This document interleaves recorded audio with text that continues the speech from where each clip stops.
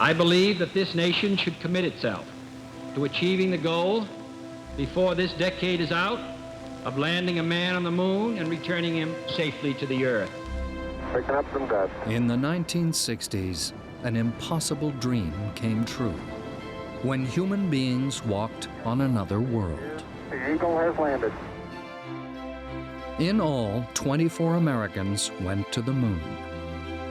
But it took an unseen army of over 400,000 engineers and technicians to make it possible. This is the story of the men and women who built the machines that took us to the moon.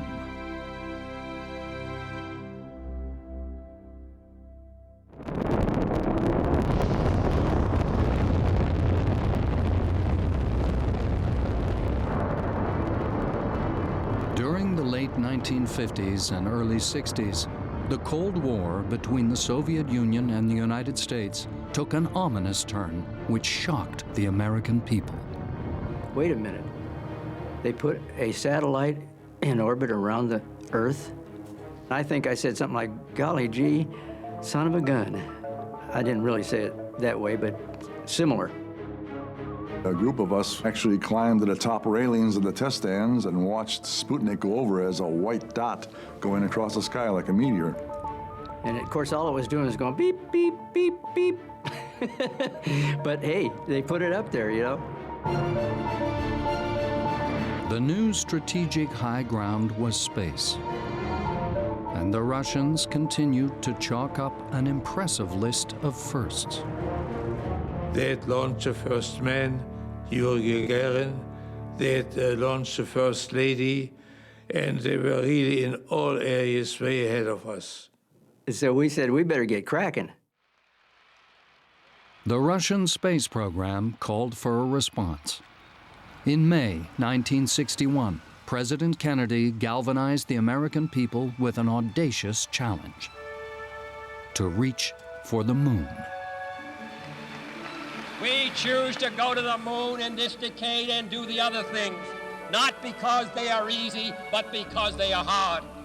Because that goal will serve to organize and measure the best of our energies and skills. Because that challenge is one that we're willing to accept, one we are unwilling to postpone, and one we intend to win.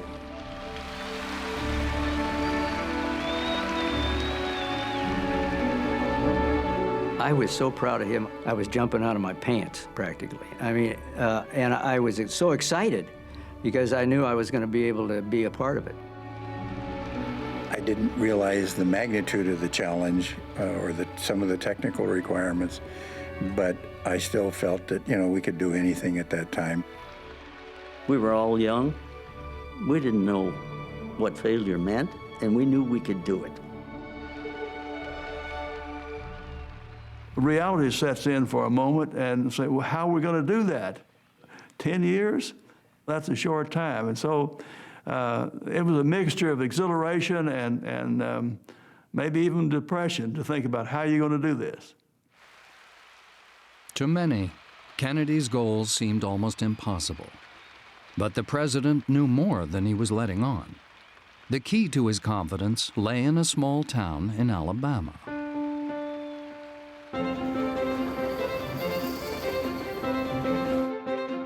In the 1950s, Huntsville was a sleepy little town. When I first came here, the population was about 18,000 people. Soon, we newcomers outnumbered the old-timers. It was a happy time. Among the newcomers was an unlikely group of people with a valuable set of skills: German rocket engineers. Led by Wernher von Braun, the Germans had already mastered the basics of rocket propulsion. During World War II, they built the V-2, the world's first ballistic missile. Engineer Konrad Dannenberg. When we came to the United States, we brought with us the V-2, all the plans for the V-2. The people in the United States were very impressed by the capability of the V-2.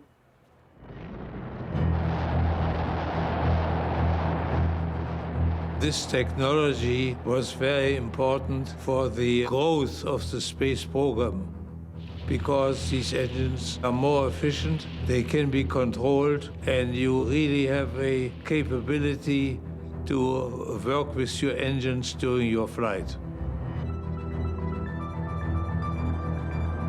The German people who came over were indeed very skilled people. They were, all of them, dedicated to rocketry and wanted to continue that, not from the standpoint of having rockets to launch on enemies, but the whole thing behind their thoughts was going into space, going to the moon. With the Russians leading the space race and America desperate to catch up, von Braun saw an opportunity to fulfill his lifelong dream. Von Braun was always thinking in the back of his head, we're going to the moon. That's what he wanted to do. And it infused everybody. We all wanted to go to the moon. All you had to do was talk to him 5 minutes and you were ready to go. He was very charismatic. You know, he could sell a refrigerator to an Eskimo. Von Braun turned his persuasive skills on the new president. And that, of course, was what eventually led President Kennedy to announce a trip to the moon. I'm sure he had been influenced by Wernher von Braun. Even before Kennedy's announcement, von Braun's team was designing a family of rockets they called Saturn. First on the pad was the Saturn I, almost 200 feet tall and with a thrust of 1.5 million pounds. When it lifted off, the engineers could not suppress their excitement. Ignition. Engines running. Thrust commit. Launch commit. Lift off.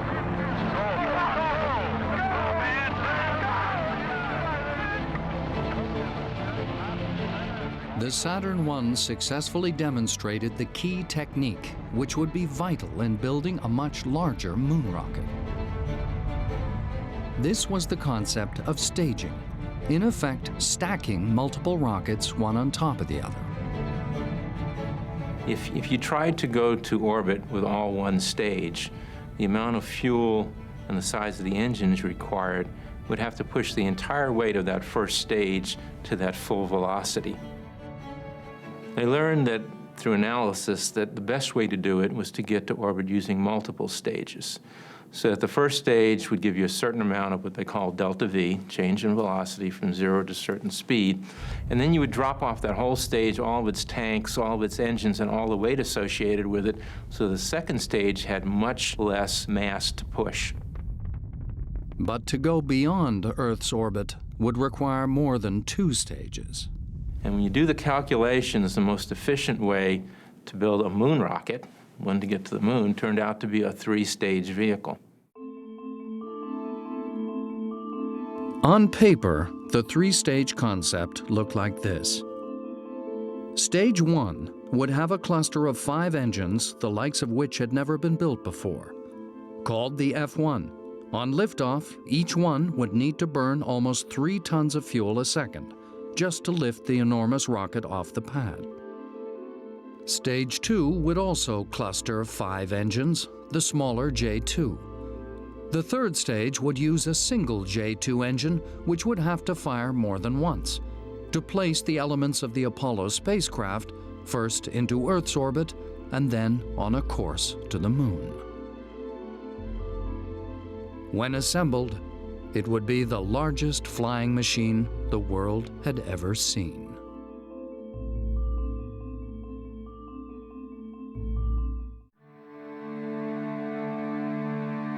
On paper, the Saturn V was capable of taking men to the moon.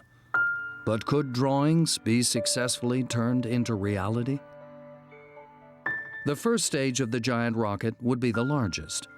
It needed to provide the initial thrust to lift the vehicle off the pad to a height of around 35 miles. The cluster of F1 engines designed to do this would require a huge leap forward in technology. Although they'd only burn for 2.5 minutes, the pipes and valves would have to withstand immense pressures and temperatures. If successful, it would be the largest liquid-fueled engine ever flown. To oversee its production at the newly formed Marshall Space Flight Center in Huntsville, von Braun turned to a young engineer called Sonny Morea. He gave me the responsibility for a $1 billion program. $1 billion in those dollars, not today's dollars. And he picked on this young guy who was 28 years old, didn't have very much experience, and gave me the challenge of being the manager of that program. Greatest decision that I think the man could make.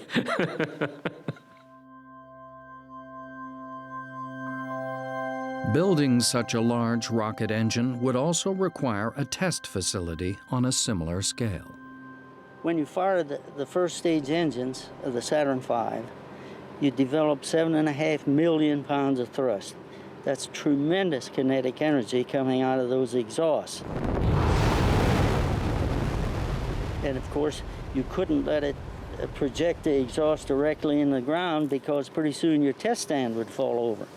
So instead, you use a flame bucket to catch the exhaust gases and then deflect them outward. The huge amounts of energy unleashed posed problems for those living nearby. Under certain weather conditions, the shock waves from the engines would become trapped close to the ground and travel a long way cross-country. In fact, the first few firings, we were breaking windows in downtown Huntsville, which is over the hills to the rear here, and we knew we couldn't keep doing that very long or we're going to lose the support for the space program in the city of Huntsville. But the tests had to continue, and they soon revealed something unforeseen was happening as the fuel burned in the combustion chamber. One of the big problems we ran across was the problem of combustion instability. And by that, we were dealing with rotation of the flame of the burning process within the thrust chamber of like 2,000 cycles a second. The rapidly rotating flame could destroy the whole engine in a matter of seconds. It was a showstopper, there was no question about it.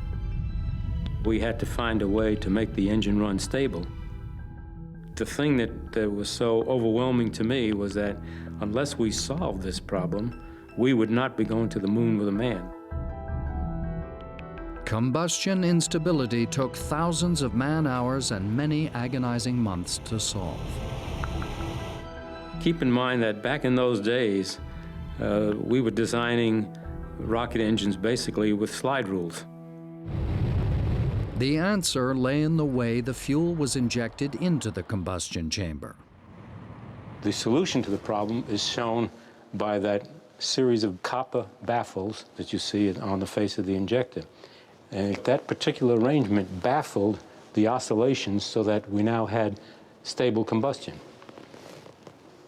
So it was a very nice, unique solution to a very serious problem that was a big showstopper in the program, had it not been solved.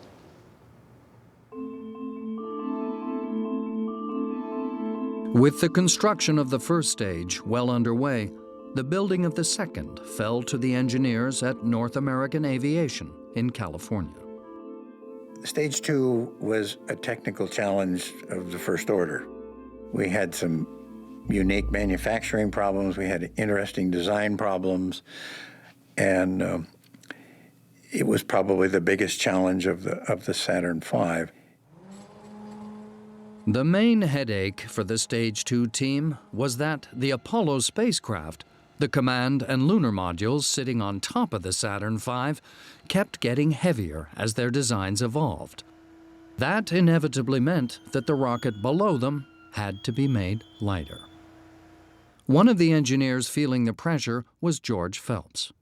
When they gave us a weight reduction problem, we said, well, we'll take some out of the first stage, some out of the third stage and the second stage. No, the first stage is too far along, and so is the third stage, and so we got to take it out of the second stage.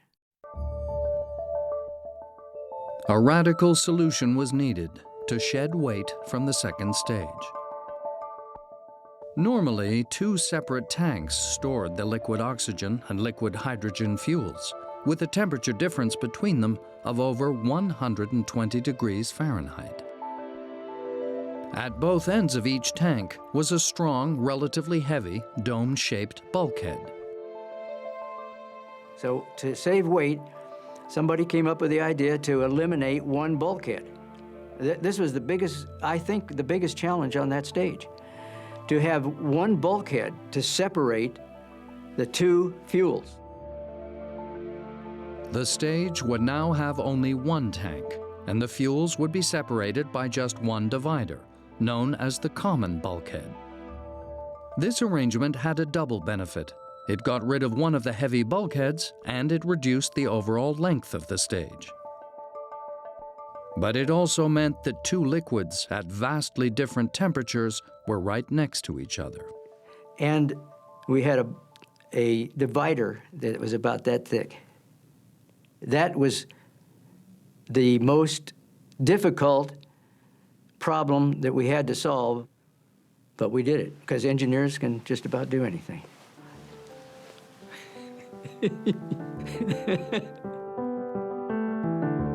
But the greatest temperature problem was not keeping the intensely cold liquid fuels insulated from each other.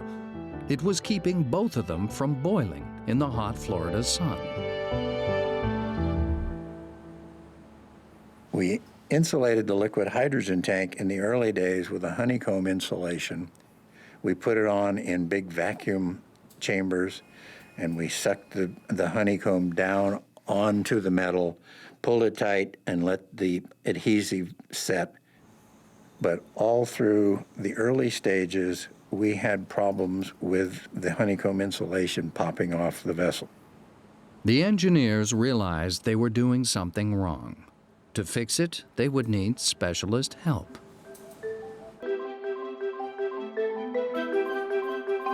We were manufacturing the vehicle at Seal Beach in Southern California. And Seal Beach is a big surfing town. And we found that the surfers had been using honeycomb insulation to make their surfboards, and they were very skilled at using it. And we finally started hiring the surfers, and they did a great job with it. The only downside of those guys was that when the surf was up, there was a big absentee problem. They were out there doing their trick. But they were a great bunch of guys, and they really brought a unique skill to the space program that I don't think we appreciated at the time until it was pretty well over.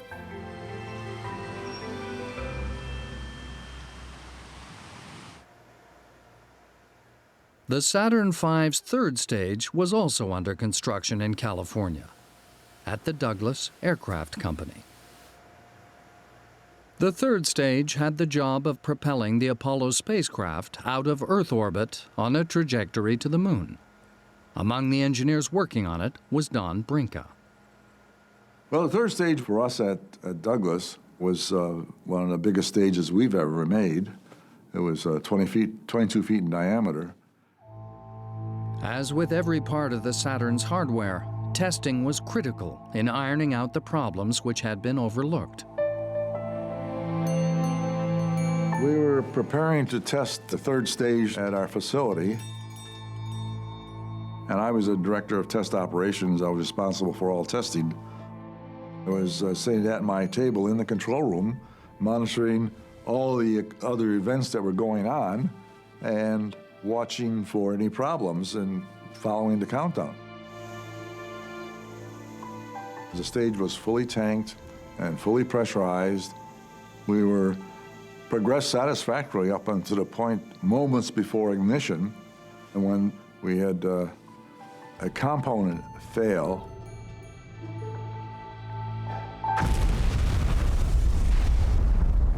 It was not hard to tell something was wrong. The whole blockhouse shook, everything rattled, and the screens all went white, and so we knew there was a major calamity.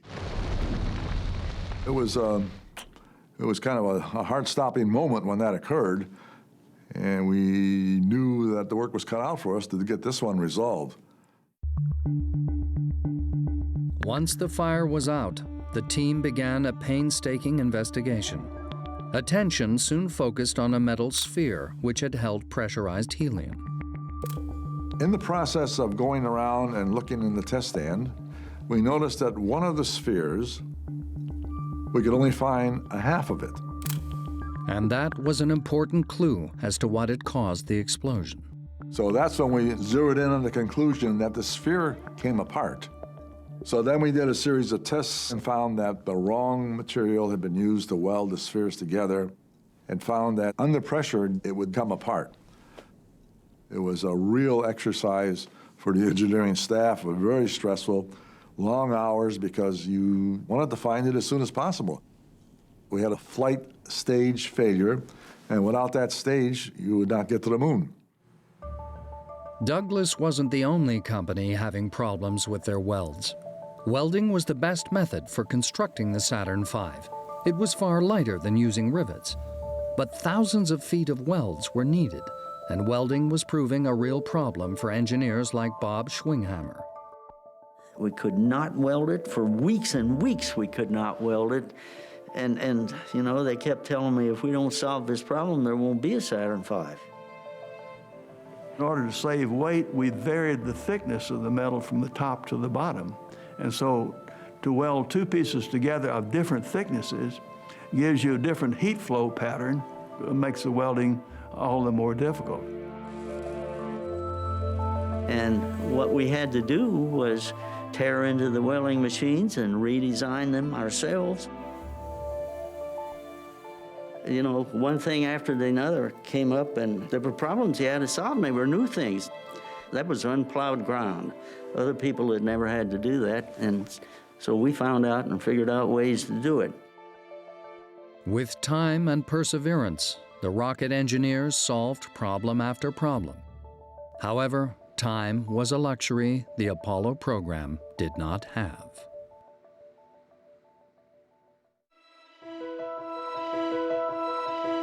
Early in the Apollo program, NASA realized it would have to drastically accelerate the development of the Saturn V in order to meet the deadline of placing a man on the moon by the end of the decade.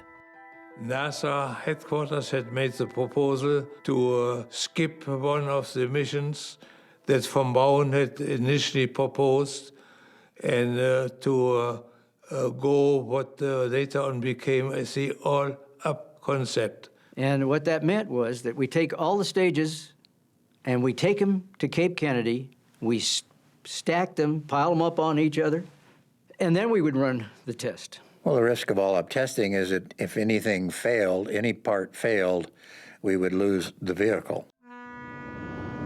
Nevertheless, by the summer of 1966, the components of the Saturn V were arriving at the Kennedy Space Center in Florida, in readiness for its first all-up test flight.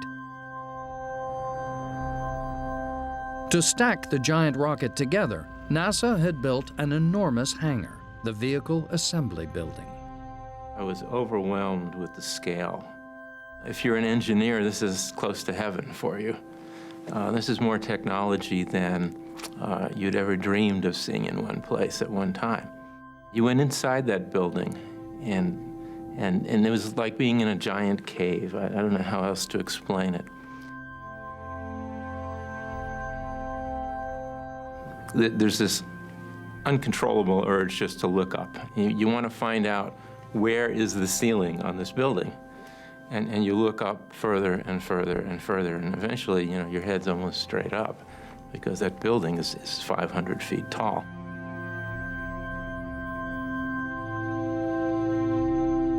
There were times when the atmospheric conditions were such that would actually mist or slightly drizzle inside that building. It would almost make its own weather. Stacking the stages of the Saturn V inside the Vehicle Assembly Building was an incredible feat of engineering in itself.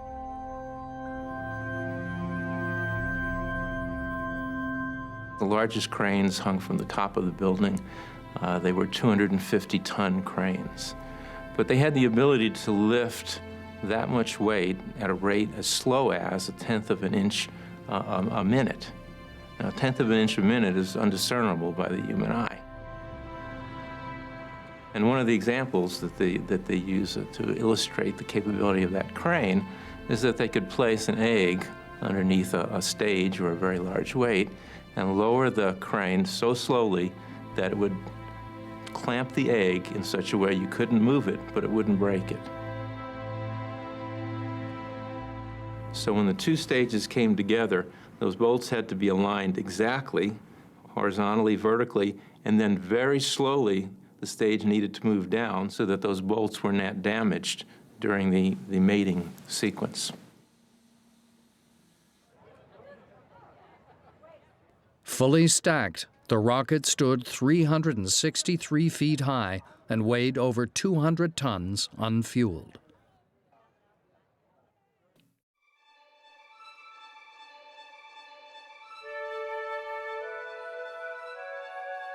November 9th, 1967.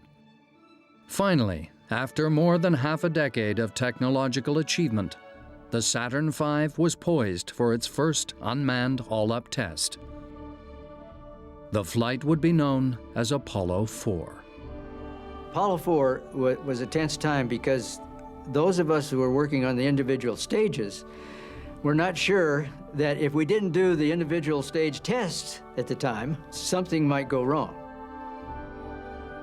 Testing to date had been successful, and so we had reason to believe that everything would work. But always there's a little something that happens you never know about. I looked at it and I remember thinking, you know, my God, we've done this. We've gotten it built and we've got one ready to fly. It's probably got 1 million pieces in it and they all got to work at the same time.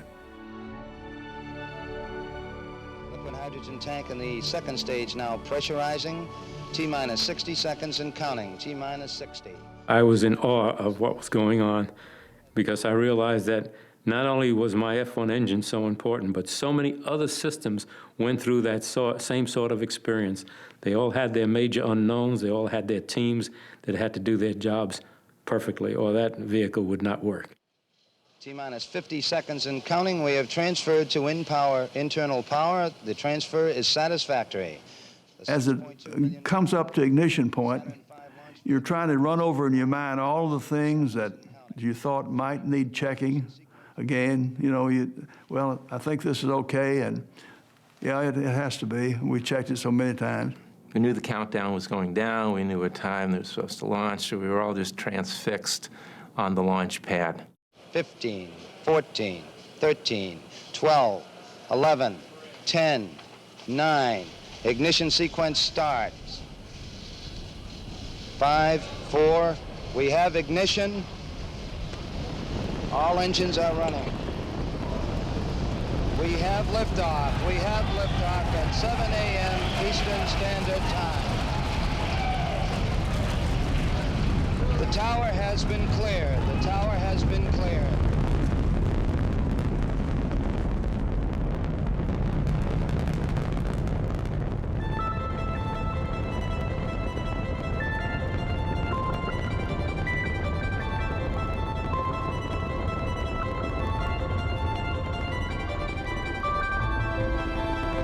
You see it move off very slowly. Oh, what's wrong? It's never going to go. Come on, go, go, go, go.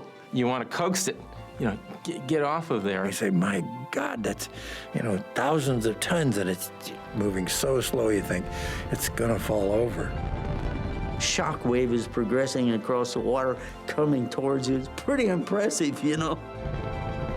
I had never felt this much power and energy from that distance. We were going like, the ground was shaking like an earthquake in California. It was absolutely incredible. You thought that you were going to be knocked over with the power of that. I did hear women saying, oh, oh, oh, Ooh, ah, and then clapping.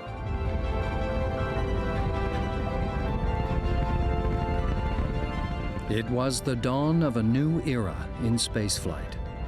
With 5 engines guzzling 15 tons of fuel a second to generate 160 million horsepower, the 6.1 million pound Saturn rocket soared skyward. I was, so nervous when the ignition was on the first stage, took off, and it fired properly, and that was wonderful. And then all I'm worried about is what are we going to do after the first stage burns out? Is ours going to start?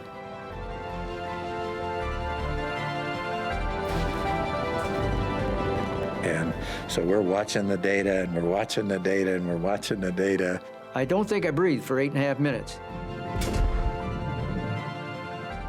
We drop the interstage, which is pretty neat, and we ignite the J2 engines, and they all come up to thrust. We say, it's working, it's working, it's working. Phew. And that's what we thought, phew. And we ran out of fuel, and the fuel cutoff sensor said, we're out of gas. And then the S-4B ignited, and it took off. And to me, that was all over by that time. My part was done. Apollo 4 had been a near-perfect flight. Suddenly, the president's goal seemed much closer. After the success of Apollo 4, the Saturn V's second all-up test, Apollo 6, was set for 5 months later, in April 1968. The men who had built her felt confident. We have liftoff. Liftoff at 7 a.m. Eastern Standard Time. We figured, let's just sit back and relax, because there's no other problem that could occur. I mean, we flew it, we did an all-ups test, and it flew perfectly, and so no problem. Mark, 1 minute 25 seconds, pass through max Q, still looking good. As Apollo 6 lifted off the pad, the mission looked like it was going to be another textbook performance. Intermittent at this time, standing by. But less than 2 minutes into the flight, things started to go seriously wrong. The engines were firing, and they were vibrating. We expected them to vibrate, and they're attached to a thrust structure. And the thrust structure was being excited by the engines, and it was vibrating. Within seconds, the vibration strengthened and began to oscillate up and down the entire length of the rocket. If you were unlucky enough to get the oscillation in the thrust chamber tuned to the oscillations in the pipe itself, then they would tend to amplify each other. The rocket was experiencing a phenomenon called resonance. An example of that is the opera singer in The Wine Glass, where she hits a note that's exactly the same frequency that the wine glass will tingle at if you tink it. And if left to its own devices, the resonance can, in essence, destroy whatever it is that's resonating. And all these vibrations came together all at once and created a humongous vibration that moved all the way up to the spacecraft. Had there been astronauts in there, we would have had to abort the mission because of that vibration level. As the first stage finished its burn, the vibrations stopped. But the problems with Apollo 6 were just beginning. Flight econ. The water boiler's okay and the cabin's holding in 6. Roger, GMC, how are you? Oh, we're looking pretty good last time we had data here, flight. 4.5 minutes into the Stage 2 burn, Mission Control noticed a J2 engine begin to falter. All we knew was that the chamber pressure for one of the outboard engines was deteriorating, was dropping off. We didn't have any idea as to the cause, but it was failing, and the chamber pressure started to oscillate, and finally the engine shut itself down. Within seconds of the first engine shutting down, another J2 engine cut out. Flight booster, go. We've lost engine 2 and engine 3. You've lost the engines? That's affirmative. Roger. And therefore, we had only 3 engines on the second stage, whereas we required 5. Propulsion guys were saying, goodness sakes, golly gee whiz, what happened? Sorta. Think we have 2 engines out. Don't get nervous. Roger, understand. It seemed the unthinkable was about to happen. They were going to lose the Saturn altogether. The stage then, instead of flying its original trajectory naturally with 2 engines out, it keeled over, and eventually, running about parallel to Earth, it righted itself as the remaining engines gimbaled to try to get it righted again. Flight Booster 2, we seem to have good control at this time. Roger. Guidance system perform anomaly flight. Roger, you sure, Booster? It was a close call, but Apollo 6 managed to limp into orbit. Roger. Immediately, the head scratching began.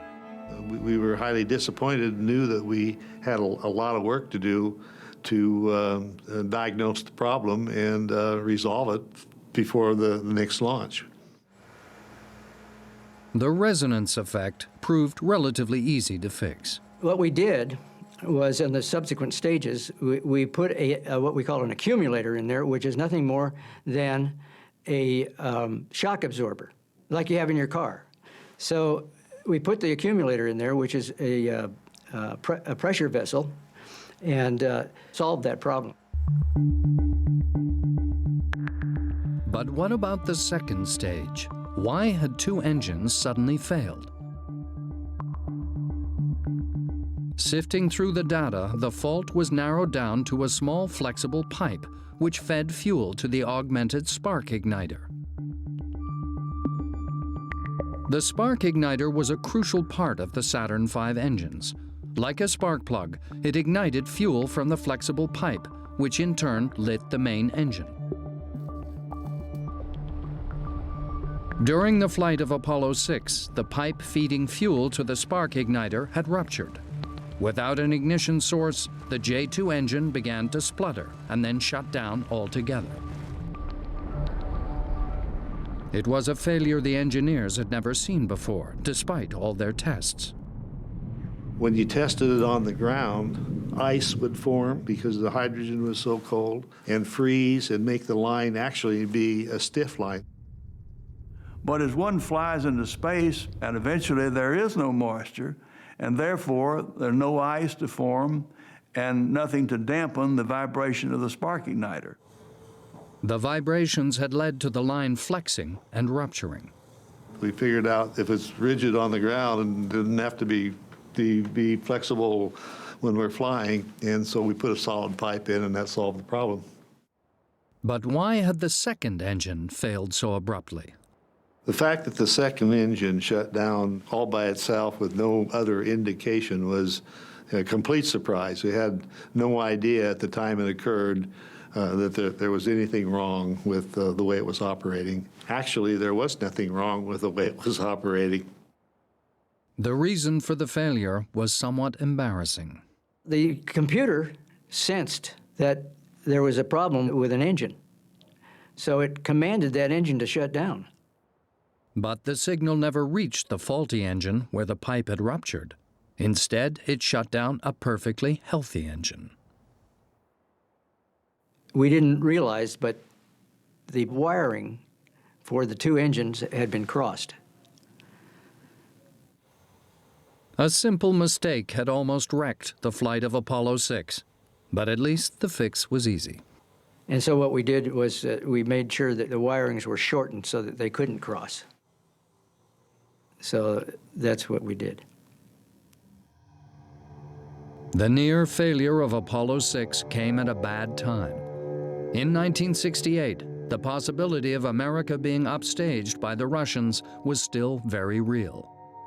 NASA felt they couldn't delay any further.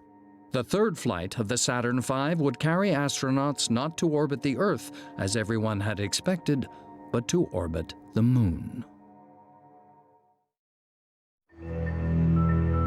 In December 1968, with little more than a year to the end of the decade, the race for the Moon was intensifying.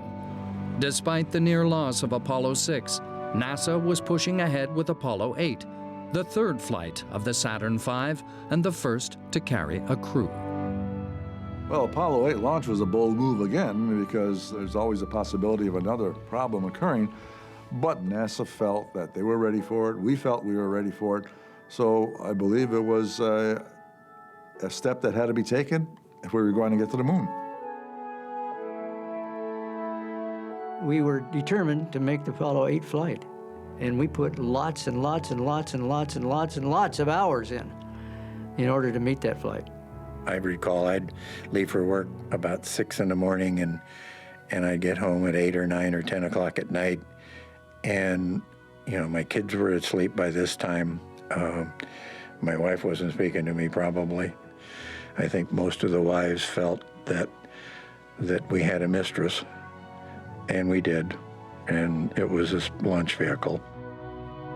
With the years of toil and testing behind them, it was time for the engineers to place their vehicle in the hands of the astronauts.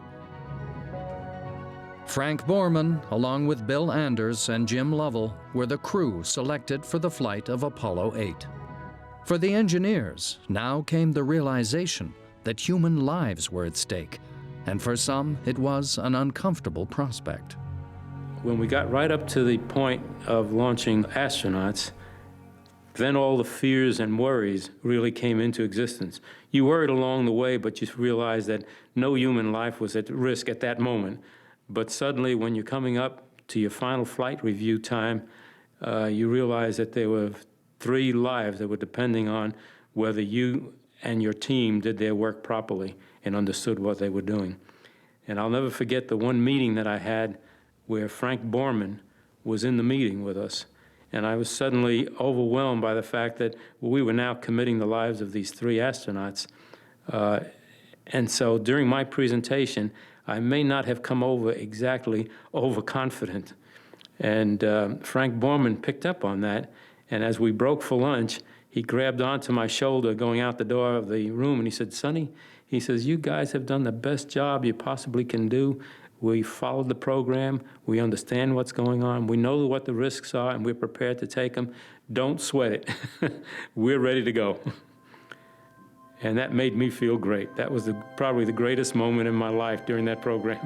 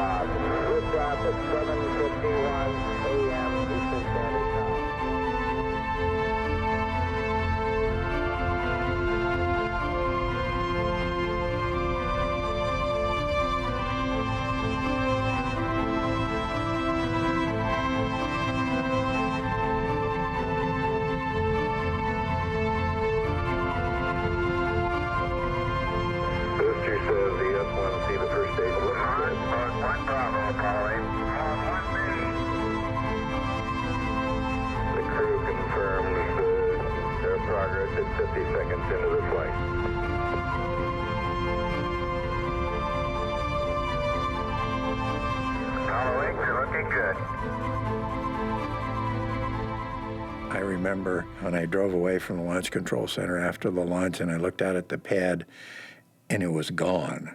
And I actually felt like I lost one of my kids. It was just, a tragic loss to me. And I never felt that way about any of the subsequent launches. But that one, a piece of me went up and went downrange and fell in the Indian Ocean somewhere.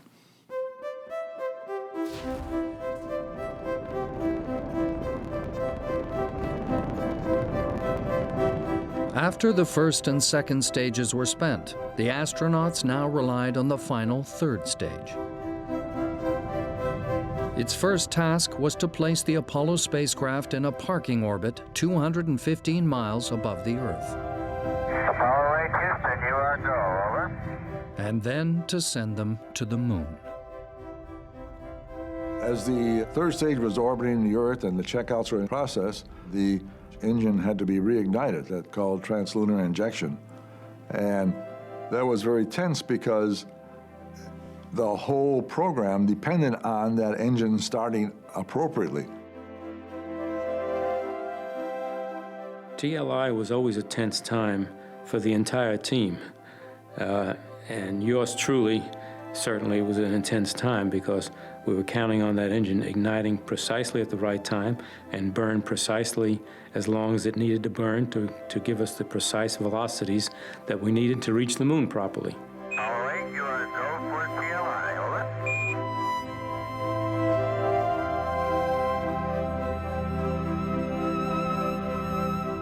With the Trans-Lunar injection burn successfully completed, the crew began the 3-day cruise to the moon. The job of the Saturn V was over. For each 2-week Apollo mission, the rocket fired for less than 15 minutes. But for those involved in building it, the journey had taken the best part of a decade, and those years would remain with them for the rest of their lives. I'm 94 years old right now, but I still look fondly about the good old days when we worked on the Apollo Saturn program with Wernher von Braun. It was one of the highlights of my career. Some of the problems that we solved and the solutions were so elegant. It just brings tears to your eyes sometimes when you think of, well, that was the problem and this is how we solved it, and we solved it really well. It was such an incredible thought that man could leave the planet and actually go to the moon that man has been looking at for thousands of years, and then you say, we're up there.